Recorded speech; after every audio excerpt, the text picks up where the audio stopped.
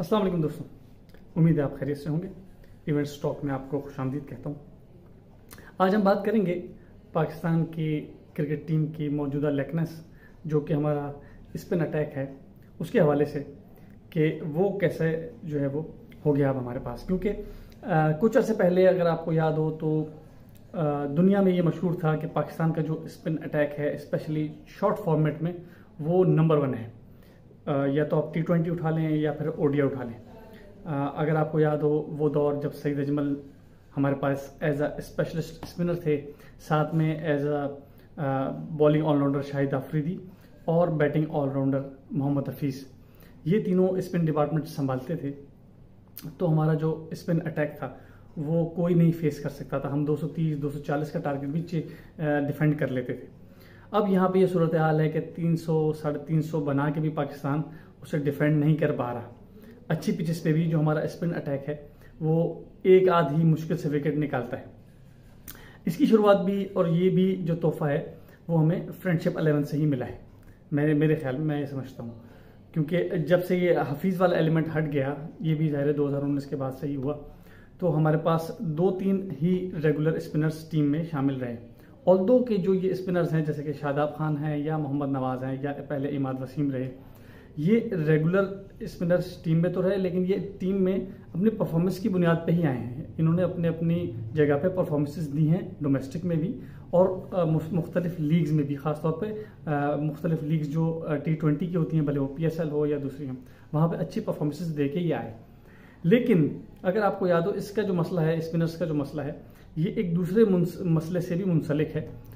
दूसरा मसला कौन सा, अगर आप याद करें मिडिल ऑर्डर का हमारा, तो हमारा मिडिल ऑर्डर बहुत ही ख़राब परफॉर्म कर रहा था बहुत अरसे पहले तक, और बार बार लड़के ये लोग लेके आते थे, और उसमें वही जो फ्रेंडशिप 11 वाला जो साइंस है वही यहाँ पे ये लोग इम्प्लीमेंट करते थे।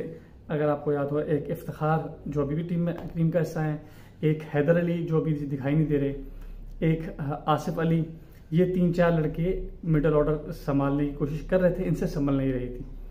तो बाबर आजम ने और टीम मैनेजमेंट जो कि हमारी जो पाकिस्तान की PCB की जो टीम मैनेजमेंट है, जो पूरी कमेटी है, मैनेजमेंट कमेटी, ये दुनिया में इसकी मिसाल आपको कहीं नहीं मिलेगी। प्लेयर्स को ख़राब करना हो, ज़ाया करना हो, मिस मैनेजमेंट का बेहतरीन ज़रिया है पाकिस्तान की PCB की मैनेजमेंट कमेटी। भले वो 2000 के बाद से आसिम कमाल हों, भले वो उमर अकमल हों, भले वो अहमद शहजाद हों, भले वो रिसेंट लड़के हों जो कि ख़राब हो रहे हैं, कुछ हुए हैं, पाकिस्तान की जो मैनेजमेंट कमेटी है वो बेहतरीन काम करती है। इस हवाले से ख़राब करने में लड़कों को बिल्कुल मैनेज नहीं कर सकती। खैर, हम इसको शॉर्ट करते हैं। तो मिडिल ऑर्डर इनसे नहीं संभल रहा था। पाकिस्तान की जो टीम है इसमें मिडिल ऑर्डर नहीं संभल पा रहा था, जिसमें इफ्तिखार थे, आसिफ अली थे, बार बार फेल होते थे, हैदर अली थे। तो बाबर आजम भाई ने क्या किया, क्योंकि ज़ाहिर है कि इनको अथॉरिटी तो अच्छी खासी मिल गई थी, क्योंकि अच्छा परफॉर्म कर रहे थे एज अ बैट्समैन, तो इनको अथॉरिटी थी। तो इन्होंने मोहम्मद नवाज को, जिनमें थोड़ा पोटेंशियल देखा, और शादाब खान को, इनमें पोटेंशियल है बैटिंग का, तो इनको ऊपर खिलाना शुरू किया, जिसकी वजह से चंद एक मैच हम जीते भी। अगर आपको याद हो, न्यूजीलैंड में मोहम्मद नवाज ने अच्छी परफॉर्मेंस दी, वहाँ पे हम मैच जीते। मेरे ख्याल में 2 मैन ऑफ द मैच इनको मिले थे। शादाब खान ने 2-3 मैच जितवाए हैं, अगर जितवाए नहीं तो कम से कम 50s की हैं। उसकी वजह से इन्होंने सपोर्ट किया इफ्तिखार को, हैदर अली को, आसिफ अली को, इनको सपोर्ट किया, क्योंकि इनसे परफॉर्मेंसेस नहीं हो रही थी। तो इनको ऊपर खिलाया लड़कों को जो कि स्पेशलिस्ट स्पिनर्स हैं, और इनको नीचे लेके आ गए, आसिफ अली को और हैदर अली वगैरह को, इनको सपोर्ट देने के लिए। सपोर्ट तो देनी पड़ती है ना जब आप किसी से दोस्ती करो तो इसकी वजह से इनकी जो हमारे 2 स्पेशलिस्ट स्पिनर चल रहे थे, एक मोहम्मद नवाज और एक शादाब, इनकी जो कंसंट्रेशन थी वो ऑलराउंडर की तरफ ज़्यादा हो गई। हालांकि ये दोनों स्पेशलिस्ट स्पिनर के तौर पे पाकिस्तान टीम में शामिल हुए। इनको चाहिए था, और पाकिस्तान मैनेजमेंट को चाहिए था, PCB की मैनेजमेंट को, कि इनको एज ए स्पेशलिस्ट स्पिनर ही ट्रीट किया जाए। इनका फोकस इसकी वजह से टोटल चेंज हो गया। ये ऑलराउंडर्स की तरफ आने की कोशिश करने लगे, क्योंकि बैटिंग में एक चार्म नजर आता है, दुनिया में नाम आपका बहुत जल्दी हो जाता है, देखने में यह है। तो इन्होंने बैटिंग पे तवज्जो ज़्यादा दी, और बार बार बाबर आजम भाई ने भी बार बार इनको ऊपर खिलाया। जिसकी वजह से और बहुत सारी जगहों पे जब इनको बैटिंग में इनको चांसेस ज़्यादा मिलने लगे तो हमारे जो कैप्टन हैं बाबर आजम साहब, उन्होंने इनकी बॉलिंग कम की। आपने देखा होगा ओडीआईज में कोई 4 ओवर कोई 5 ओवर नवाज करा रहे हैं, शादाब भी पूरे ओवर कभी कभी नहीं करा रहे और बीच में इफ्तिखार को इस्तेमाल कर रहे हैं। तो इसकी वजह से मेरा ख्याल है कि इनका कॉन्फिडेंस लेवल बहुत नीचे चला गया।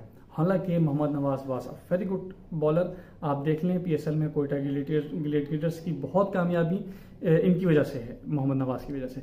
इसी तरह शादाब बहुत अच्छे बॉलर थे, मेरे ख्याल में वो अभी भी है, लेकिन इस वक्त कंसंट्रेशन की वजह से जो इधर उधर उनकी जो ना डाइवर्ट कर दिया गया है मैनेजमेंट की वजह से, इधर उधर डाइवर्ट हो गए, बैटिंग की तरफ ज़्यादा तवज्जो दे रहे।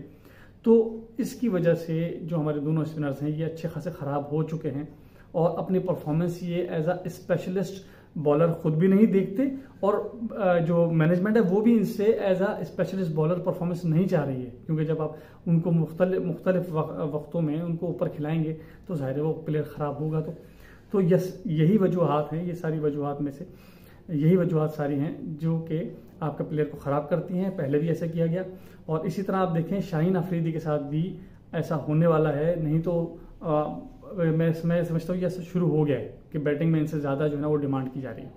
तो जो स्पेशलिस्ट प्लेयर्स हैं या तो बैटिंग के लिए या बॉलिंग के लिए, उनको चाहिए कि वो अपना पहला फोकस वो अपनी स्पेशलिटी पे रखें जो उनकी कोर कॉम्पिटेंसी, भले वो बॉलिंग है या बैटिंग है। ये एक एडिशन हो जाती है किसी भी टीम के लिए कि कोई अच्छा बॉलर है और वो 6, 7वें नंबर पे आके बैटिंग अच्छी करता है, तो ये एक एडवांटेज हो जाता है उसके लिए, बजाय इसके कि उनको बैटिंग की तरफ फोकस करा के उनकी जो स्पेशलिटी है, उनकी जो बॉलिंग है वो भी ख़राब की जाए। बेहतर है कि स्पेशलिटी पे स्टक किया जाए। Thank you very much.